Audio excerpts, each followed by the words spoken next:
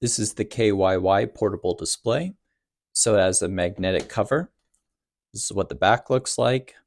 So it's metal, has your buttons there on the side, HDMI port, USB-C charging, volume buttons, power button, headphone, things like that. You flip it over, magnetic case open to the front. You can see it's a little dusty, but this is the display itself.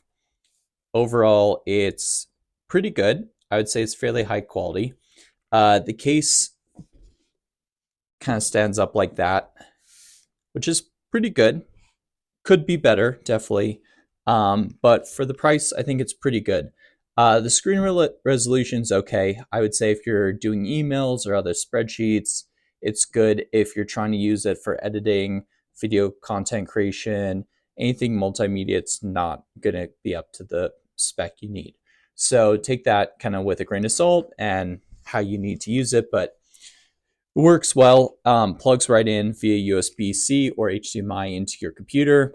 It is a great second monitor on the go. It is fairly heavy, so it is going to be more like carrying a large iPad or small computer around with you in addition to your main computer. So keep that in mind if you're looking to travel with this.